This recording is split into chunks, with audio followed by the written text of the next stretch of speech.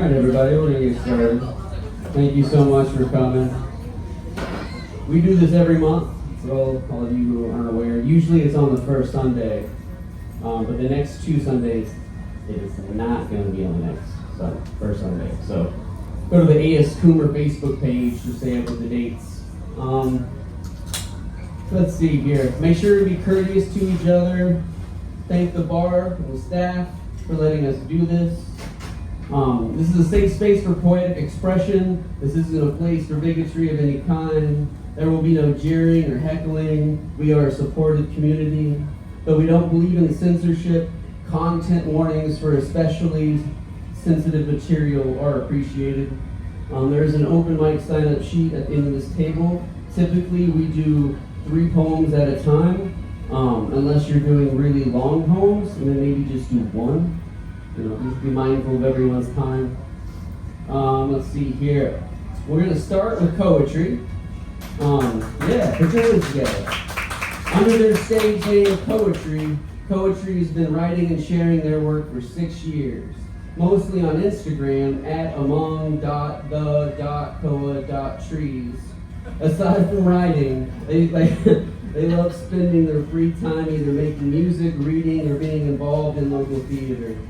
Working on their first book at 18, they hope their words can one day plant a seed of connection that says, "You are not alone." Everybody, Koetry.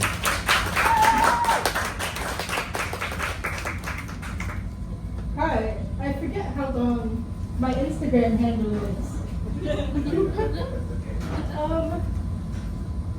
But as you said, I am working on a book, and I'm really excited. Hopefully it's coming out this October or November, and it's called "This Is What I Mean" by Infinity. So that's the beginning. That's the first poem I'm going to read today. This is what I mean by infinity.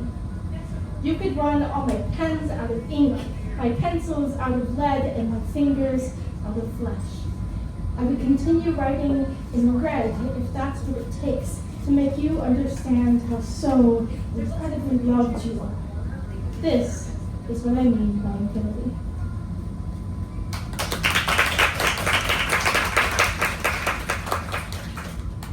The next one is a little bit about depression, so content warning for that. But it's called 12 p.m. on a Tuesday. Oh no. Oh no, oh no, oh no, I can feel it.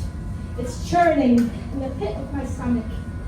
It's lurking in the darkest bits of my brain. It's stalking me at the edge of the bed, in the pitch black of my bedroom. It is 12 p.m. on a Tuesday, and it is creeping, haunting, tiptoeing back out of the back of my brain, grasping the sunlight with the silhouette of a hand, and throwing my planet's only source of light billions of light years away from this galaxy.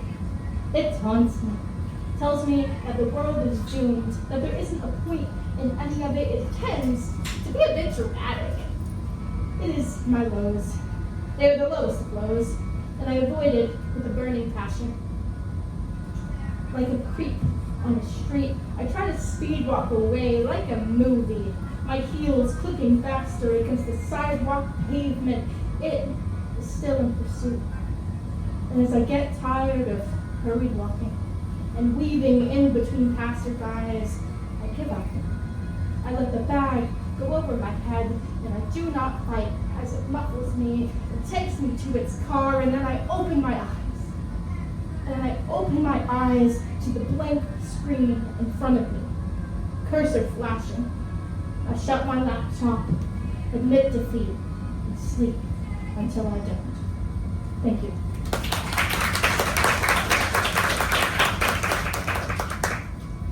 This one's a more recent one I've written. It's called Cannibophilia. You make me hungry. God, just a glimpse of you has my tongue smoothing my lips over, my teeth preparing to sink into your meaty flesh. You make me so hungry, I want to roast you over a fire, an apple I wedge between your jaws, my only offer. The stake, the drive is between your rib cage. From your nethers up to your intellect holds your posture well, and oh, you smell so, so good. Cinnamon, sugar, cayenne, garlic cloves, and oranges adorn your skin like a prayer. And when your fat is melted, here, and when your thighs hang with sweet heat, I will slice you tenderly. I will lap up your juices. I will love you to the bone with only moonlight as my witness.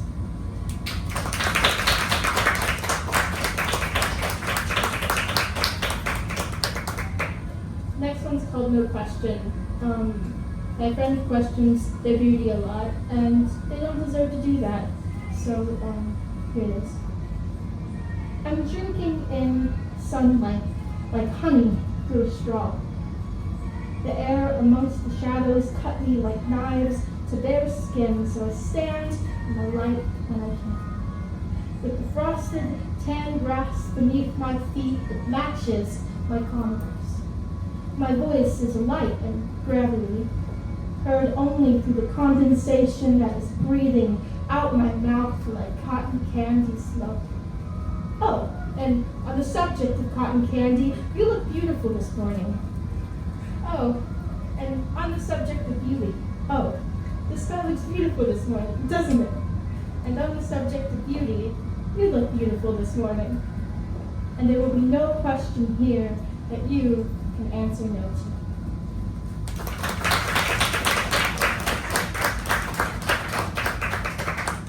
This next one's called I Love You to the Bone. I love you to the bone, as in, if you stripped every part of me, my love for you would still remain. If you killed me, laid me to rest belly side up on the pavement, if my guts became the vulture's next meal, and my hair the bluebird's next nest, my love for you would still remain. If my body became the earth, and my soul became the sky, and I were set free of this pain I have inside, my love for you would still remain. I love some of this. If I was thrown into the ocean, and years later on the shore, smoothed out pebbles of my bone were grabbed, then tossed away once more, or even if my body never became anything more than a hot pile of rot laying on the abandoned bathroom floor, my love for you would still remain, even if my remains decayed.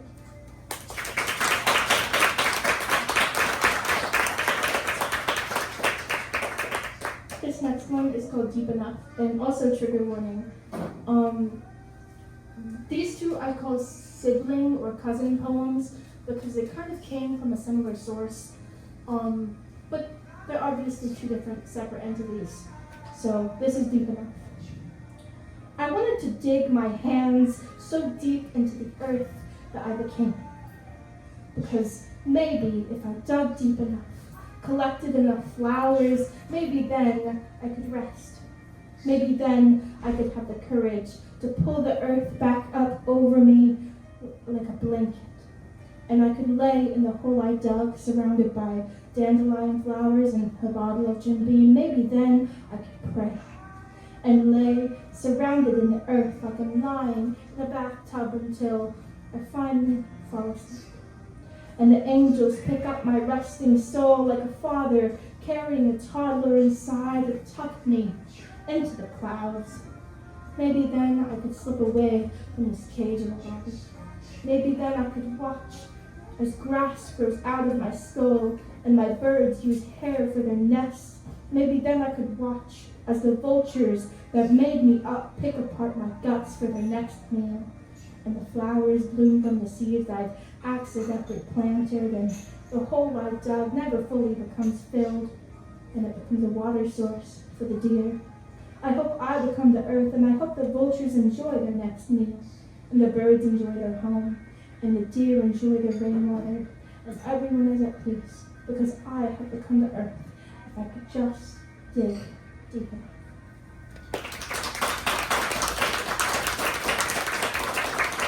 The last couple were pretty heavy, so here's a breather. This is called Thick. I am a poet. Of course I was blessed with these hands and this tongue. Thick, just like the rest of me. Thick, just like my skin.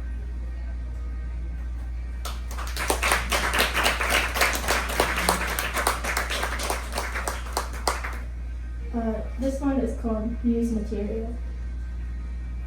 So, you've weaseled your way into my poetry. I told you, it's part of the deal. If I'm falling for you, it's your inspiration that's lifting me up. These words won't have to come after a preface into a mic. I'll just say it. I love you. You make me a better person. No takes these values there. Your smile, your laugh, the way you look at me, screw marriage. You are what I call muse material. Marriage is till death do us part, but you, my dear, you are immortal. I think about it often, how one day, decades after we're both gone, someone, somewhere will find us, and they will know you. They will know the light in your eyes and how they bring back the light in mine. They will know the feeling of your hands clasped and tugging and the sound of your feet just ahead of mine as we're running down the hall. They will know you and your doodles of us in the margins. They will know you and your what to have for breakfast, making sure that I ate. They will know you and your 1 a.m. banter with 10:30 bedtime. They will know us and how your love has healed me in ways my younger self could only find in books and daydreams. You are muse material.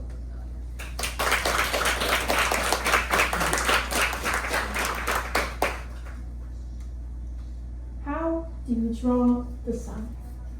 Start with the color black, a big nose and a choker and a smile. Continue with hands that hold, that always seem to be cold, gentle, and equally bold. How do you draw the sun? Draw its rambling, the shining of its bright song. Draw a voice that could never carry too long. How do you draw the sun? Draw its eyes sharp and wide, with a gaze that can control a tide. Draw its arms in their warm embrace, scars and doodles perfectly out of place. How do you draw the sun?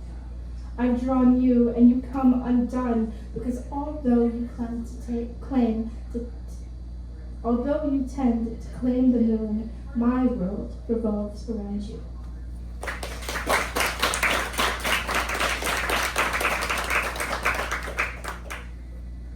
And this is the last one I have. I wrote this a couple years ago.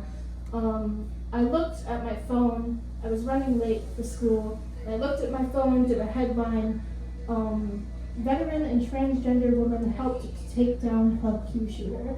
And I was like, oh, dear God. This is a poem I wish I didn't have to write, but unfortunately it is, so I'll say something about it.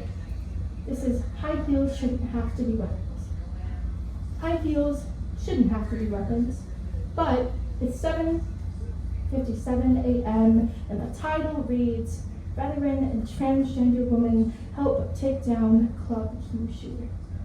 High heels shouldn't have to be weapons, but when there is a shooter in your safe haven, tables become shields, nails become claws, and doors become safer than any safe haven known to the human race. High heels shouldn't have to be weapons, but now you and your partner in saving are both being called heroes. But there shouldn't be a need for those either. So until then, I will stand tall with you, flag in hand, and pray to have the courage of a trans man and trans woman in stilettos and a veteran without a gun. Thank you. I appreciate you so much for your time.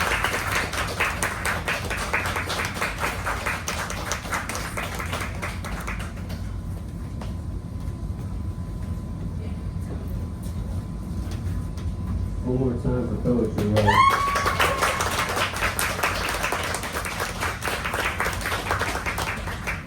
All right, our next next feature, LaNina Raquel Jones, earned her Associates in Arts from ECTC, then transferred to the University of Kentucky to finish her Bachelor's in English Literature with a minor in Modern and Classical Language, Literature, and Cultural Studies in Ancient Greece. She now attends Lindenwood University in St. Charles, Missouri, where she is working on completing her MFA in creative writing with a poetry focus.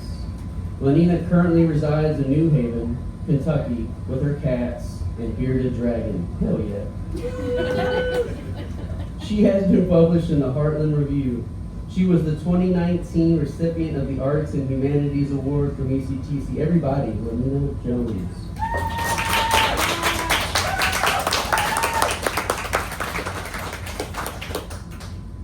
Hi, hello. Thank you guys so much for being here with us today. The first poem I'm going to read was actually written last year, and it's called My Hopes for Us. There's an elderly couple at the airport. The man is reading a book while the woman scrolls on her tablet. The man reaches over and laces his fingers with hers, and she begins to fidget with his. This brings me hope. Hope that one day, even when we aren't as youthful as we used to be, you will still let me use your fingers as a reminder of the tales we've told.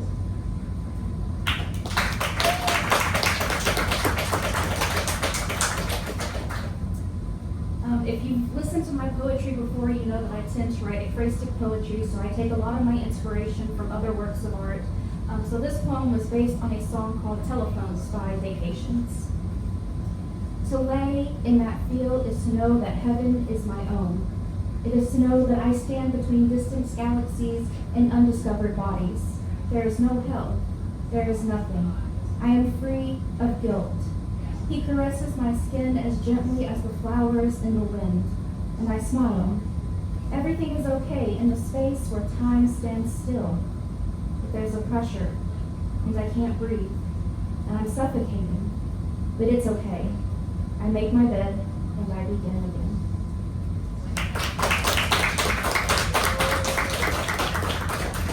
This next one is called This Is Not As Easy As I Thought. I am so inconsistent it hurts me, creating boundaries and labyrinths amongst my brain like I don't live here. Did you convince yourself? The sun sets and rises, it's just another day. Jesus, why am I awake? Another pillar to fill the emptiness I bring. I feel so off. Is it always like this? I want to be done. I just need to take my medicine.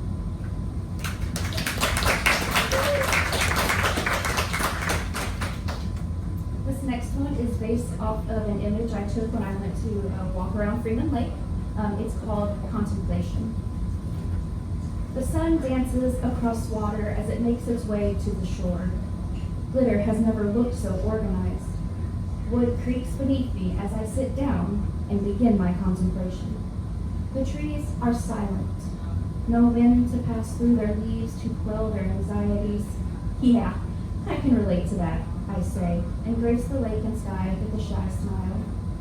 As I sit on this bench, I allow my mind to drift and reflect on the short life I've already lived. I have several regrets. Does that mean I've lived life to the fullest? No, that's not right. I'm not supposed to regret anything.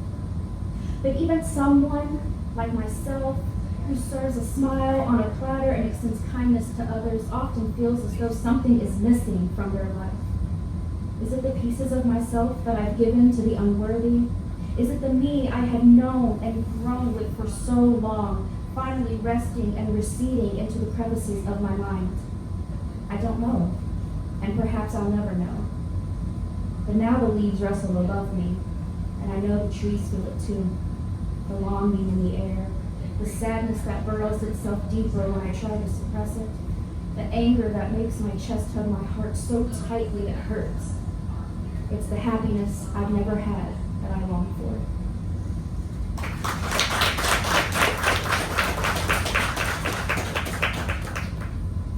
This next one is called I Think Creativity Skipped Me. I find sayings on the internet and I recycle them. I may change a word or two, allow the Kentucky accent that wraps around my tongue to add spice to my dialect. The idea isn't mine, but the best artists steal from others and offer a new perspective on a broad topic. Arguments around cedarwood tables and hickory rocking chairs mimic the sound of a thunderstorm on a tin roof. Curses strike, hands do more than caress, and the silence fills the space between my ears and brain. There's a pressure here now, though I'm unsure if it's from the weather or the tension. A girl from a small town where she knew no one could never make it to the place I want to be. I want my roots to extend into your soul and be impossible to remove. A faint whisper on the night wind says your name, but it's just my voice calling like a siren in the black ocean. I remain unseen.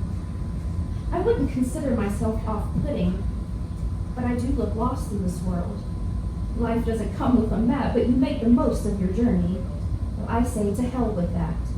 All this knowledge, all this wisdom, all this talent, and I still can't put into words how frightened I am.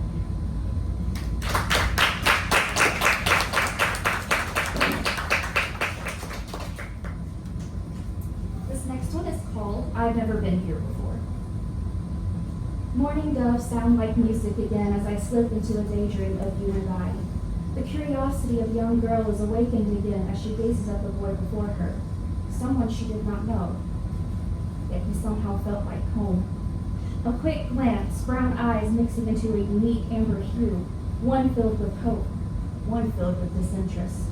But she was headstrong, and she chased the place she felt she belonged, but she was not a native to these lands. Oh, sing me a song of sweet romance and goldenrod. I don't remember being this gentle, this soft, this safe. What have you done to me? What spell have you cast? My favorite song sings of you, but I've been listening to the same melody for years. I don't remember hearing your voice or feeling my chest tighten at the thought of, oh, I see. I'm in love.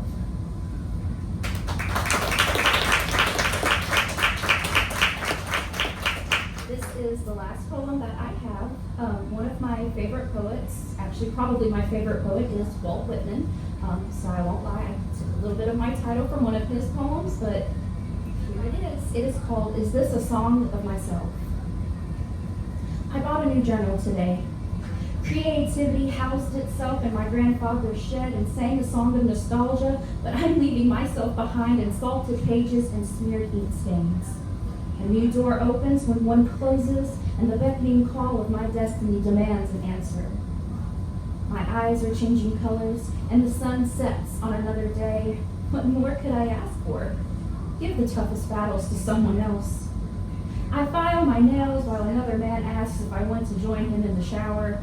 Another boring attempt to steal a poet's heart, but Orpheus reminds me, not all men. Boredom and irritation have dug deep, and I can't breathe when I feel them, see them. Why is it so hard to grab my attention? I cleanse my home, I cleanse my essence, but the cosmos whisper ancient knowledge and wisdom, and I become a beacon of accomplishment, so intricately woven. Remind me of my shortcomings so that I may return in tenfold. Let me tell you just how wonderful the world is since you're in it. My patience is given to those I love, but I neglect myself and pour from an empty cup. Refills are free, but mine come with reminders that I am enough. To ramble on about the bees and books sits right with my soul, and I'm glad I have you to listen to me. This is my favorite pen, please don't lose it. But you can have this too. I've never seen it like this, seen how gently it beats. I'm used to feeling it gnaw at my ribcage, but it seems to be comfortable with you. The skyline of a city that I don't know brings comfort to its dwellers. Headlights chase their reflections in the window of my hotel room. For a moment, I imagine what it's like to be a fast car running down the freeway with no destination. I couldn't be that fortunate. Rejection because I won't use my womb to nourish a soul that wouldn't know a mother's love no longer hurts. I am selfish, a pinnacle of sin and a perverse version of womanhood.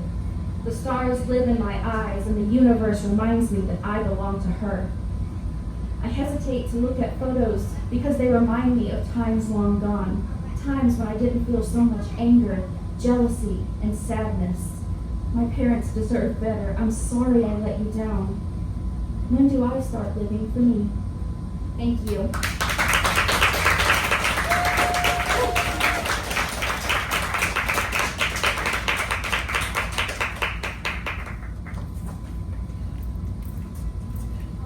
Here for LaNina one more time.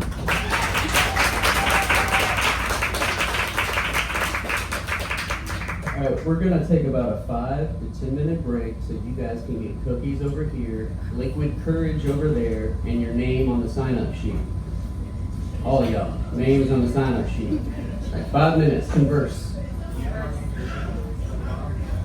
Good set. Thank you.